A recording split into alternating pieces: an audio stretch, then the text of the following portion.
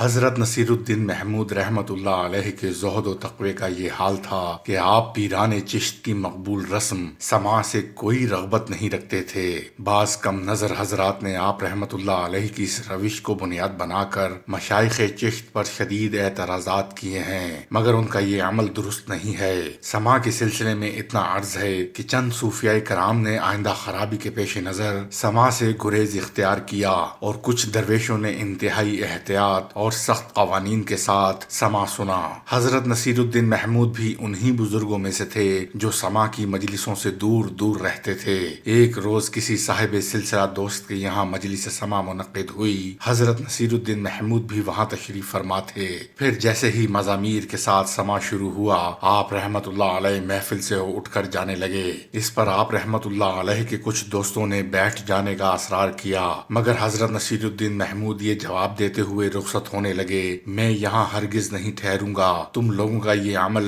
سنت رسول اللہ صلی اللہ علیہ وآلہ وسلم کے خلاف ہے۔ واضح رہے کہ حضرت نصیرالدین محمود سماع سے رغبت رکھتے تھے، مگر آپ کی محفل میں سازوں کے استعمال کی اجازت نہیں تھی۔ دوستوں نے بڑی حیرت کے ساتھ کہا، کیا بزرگوں کی رسم ترک کر دی ہے اور سماع سے منکر ہو گئے ہیں؟ حضرت نصیرالدین محمود چند لمحوں کے لیے خاموش کھڑے رہے، پھر فرمایا، یہ کوئی دلیل نہیں کہ اگر کوئی بزرگ بعض مکروہات میں گرفتار ہو جائیں تو آنے والی نسلیں بھی ان کی رسم کو زندہ رکھیں۔ مجھے تو کتاب و سنت سے دلیل چاہیے۔ یہ کہہ کر حضرت نصیرالدین محمود اس محفل سماع سے باہر تشریف لے آئے۔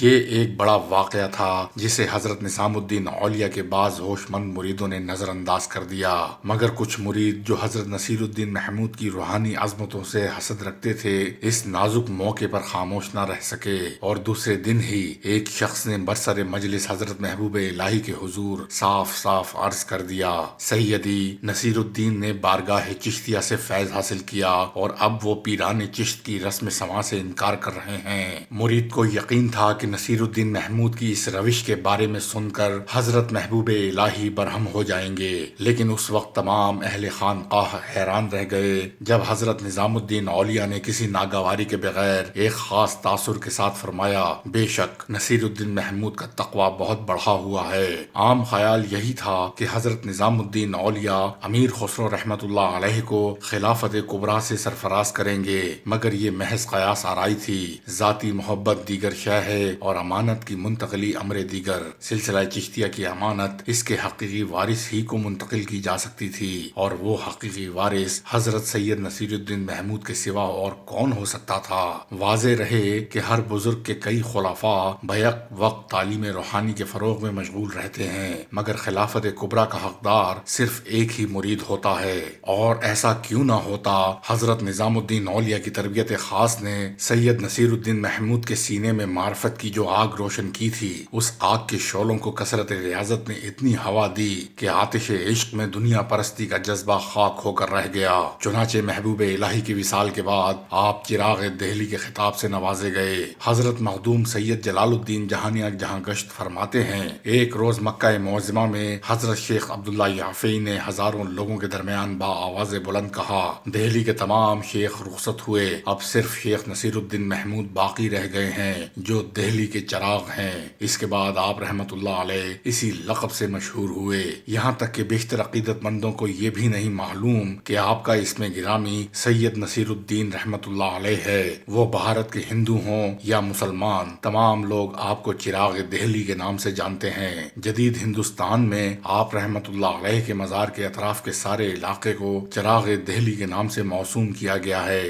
تنگ نظر اور ظاہر پرست لوگ جو درویشی کی قبا پہنے ہوئے تھے حضرت نصیرالدین محمود کی ہر دل عزیزی سے حسد کرنے لگے۔ ایک بار حضرت چراغ دہلی کو ایک ایسے شعر پر وجد آ گیا جس میں خدا سے اس کے قہر و غضب کا شکوہ کیا گیا تھا۔ مولانا مغیث اپنے عہد کے مشہور شاعر تھے، انہوں نے ایک رسالہ تحریر کیا اور حضرت چراغ دہلی دہلی کی مجلسوں کی تفصیلات رقم کرتے ہوئے لکھا کہ نصیر الدین محمود کو ایک شعر پر ایسے وجد آیا جس میں خداوند تعالیٰ کے جور و ستم کی طرف اشارہ کیا گیا ہے۔ ایسے اشعار سننے والوں پر کفر لازم آتا ہے۔ غرض مولانا مغیث نے اسی قسم کے کچھ اور واقعات قلم بند کر کے وہ رسالہ مولانا معین الدین عمرانی کے پاس بھیج دیا۔ مولانا عمرانی حضرت نصیر الدین محمود کے عقیدت مند تھے اور آپ کے روحانی کمالات کو دل سے تسلیم کرتے تھے۔ مولانا عمرانی نے وہ رسالہ کسی شخص کے ذریعے حضرت چراغ دہلی کی خدمت میں ارسال کر دیا۔ حضرت نصیر الدین محمود نے اس رسالے کا مطالعہ کیا اور پھر مولانا عمرانی کو طلب فرما کر دستار خلافت عطا کی اور مولانا مغیث کی لکھی ہوئی کتاب واپس کر دی۔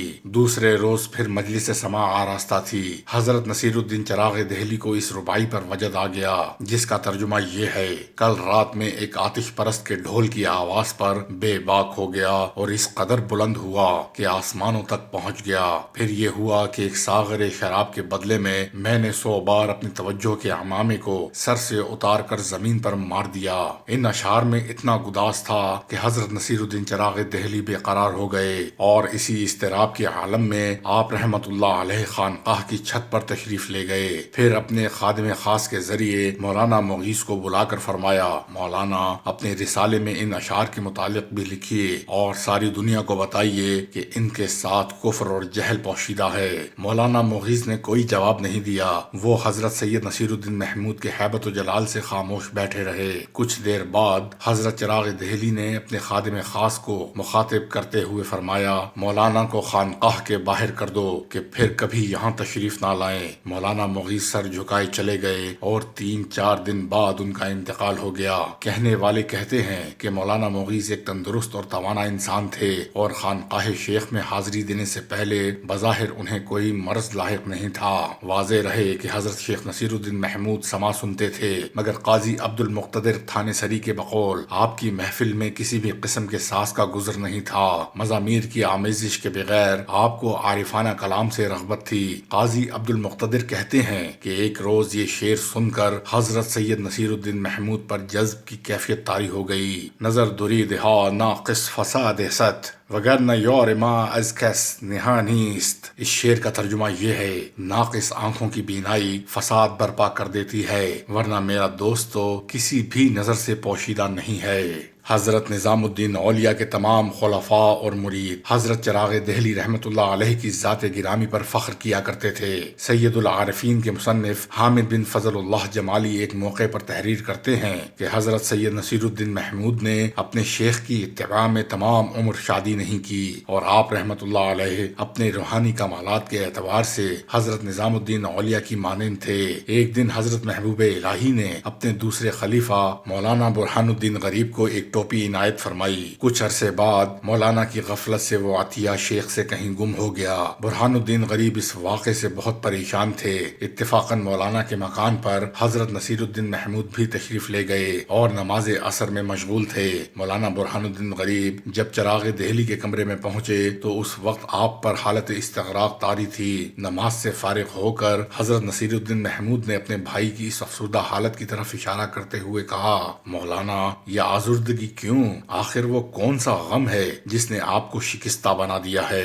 حضرت برہان الدین غریب نے ٹوپی کے کھو جانے کا واقعہ بیان کرتے ہوئے کہا: سید، میں اپنی کوتاہی پر روتا ہوں۔ اگر پیر و مرشد مجھ سے دریافت کریں گے کہ تو نے ہمارا عطیہ کہاں گم کر دیا تو میں کیا جواب دوں گا؟ میں اس وقت سے ڈرتا ہوں، وہ مجھ عاجز و ناکارہ کے لیے بڑا جانگداز وقت ہوگا۔ حضرت سید نصیر الدین محمود نے کچھ دیر تک غور کرنے کے بعد فرمایا: مولانا، آپ رنجیدہ نہ ہوں، حضرت شیخ آپ کو اس سے بہتر تبرک عطا کریں گے اور وہ گمشدہ ٹوپی بھی واپس مل جائے گی۔ مولانا برہان الدین غریب بہت خوش ہوئے اور اس لمحے کا انتظار کرنے لگے جب حضرت سید نصیر الدین محمود کی زبان مبارک سے ادا ہونے والے الفاظ عملی شکل اختیار کر لیں گے۔ پھر دوسرے دن ہی مولانا کی تمنا بر آئی۔ جیسے ہی برہان الدین غریب حضرت نظام الدین اولیاء کی خدمت میں حاضر ہوئے، آپ نے پیر و مرشد کے چہرے پر کسی ناگواری کا عکس نہیں دیکھا۔ یہ بات مولانا کے لیے باعث اطمینان تھی۔ حضرت نظام الدین اولیاء کی مجلس درس جاری تھی، یہاں تک کہ جب یہ محفل عرفان اپنے اختتام کو پہنچی